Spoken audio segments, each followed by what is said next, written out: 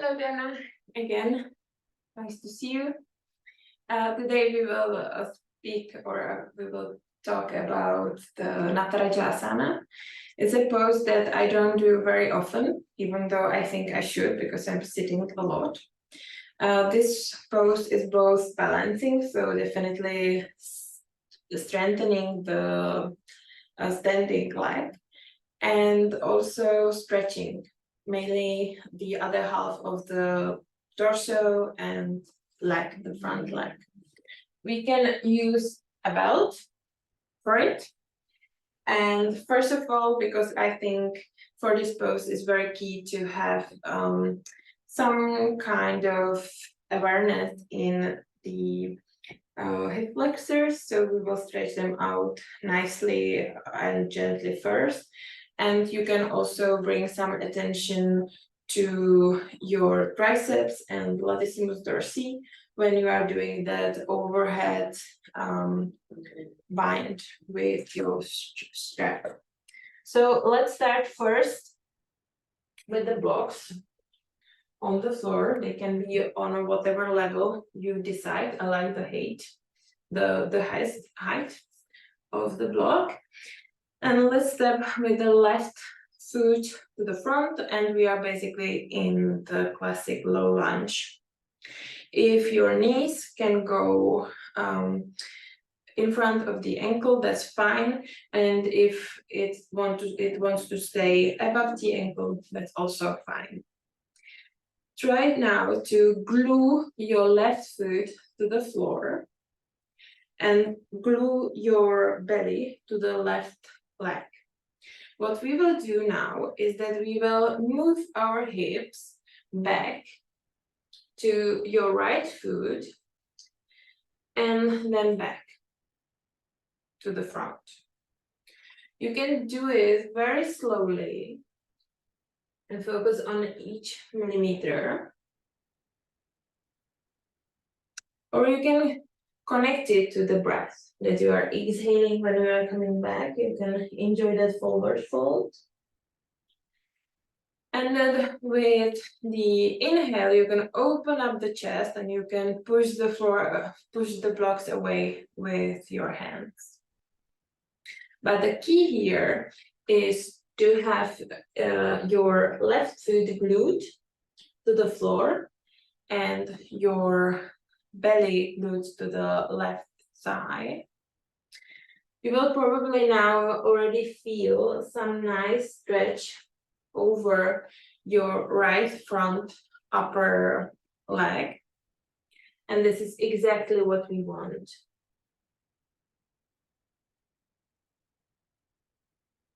Focus on that opening of the chest when inhaling.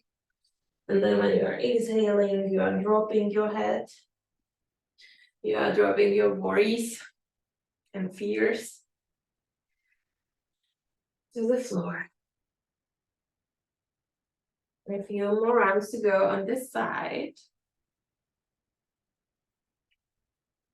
Your belly is still glued, as well as your foot is glued. You can also feel that nice stretch.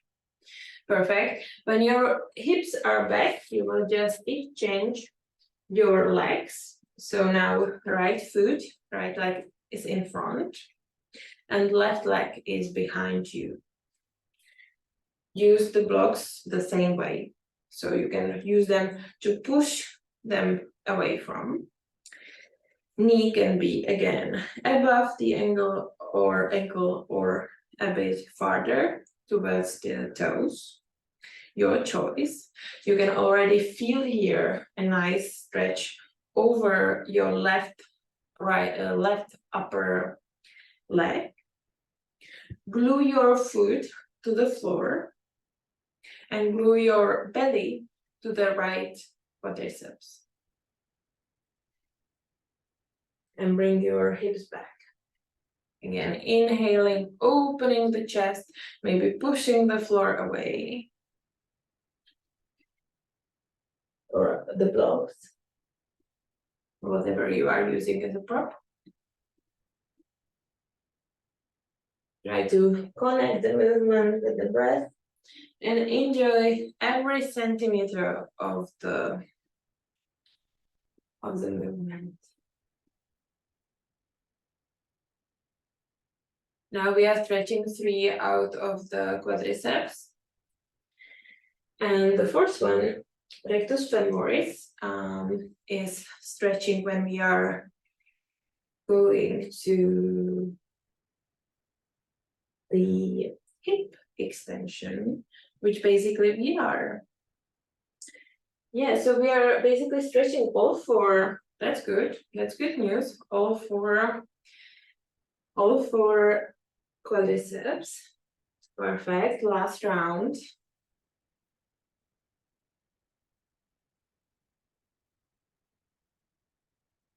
Perfect.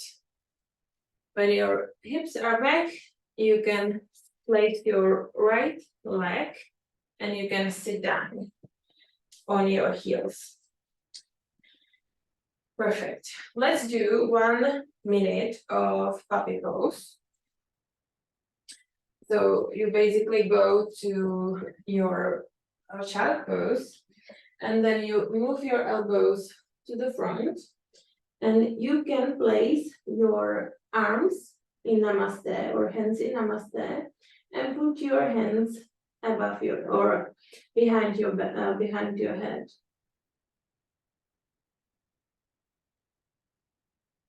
Now you should probably feel nice stretch in your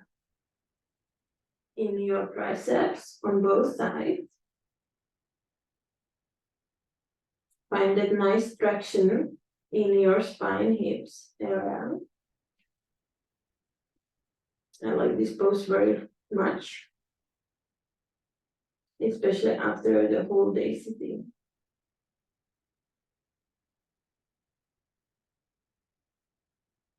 Perfect. Come to your child pose for a few more rounds of your breath. Soften your shoulders.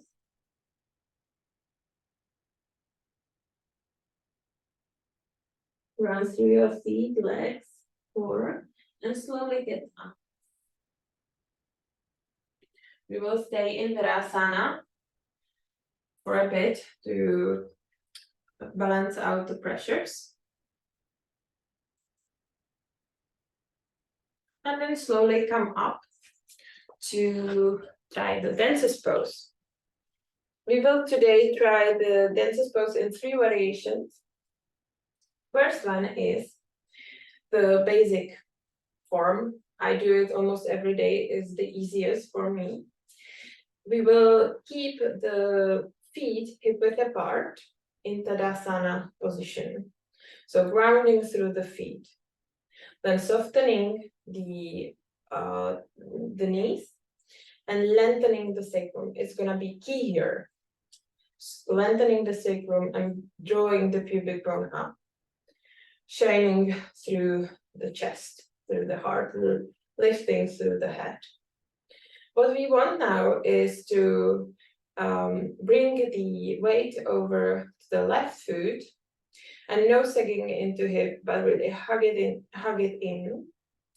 Then bring the right foot with the help of the right arm hand to closer to the butt cheek.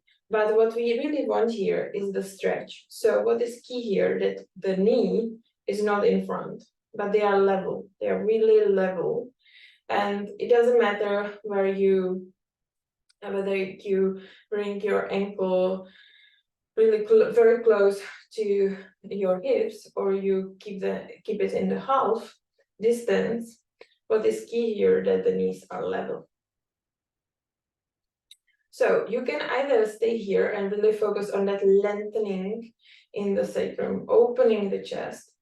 You can push with your foot to your hand and the opposite way as well. So it opens up nicely your shoulder. Or you can try with me to lean forward slightly. Bring your left arm forward. The hips are still squaring. You are not turning with your right knee to the side, but you are trying to get that nice line. Perfect. Soften your left knee, so it will help you with the balance. Perfect, and come up.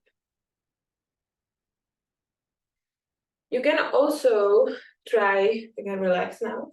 You can also try with the overhead bind. It's not a practice I would do personally. I wouldn't teach this one.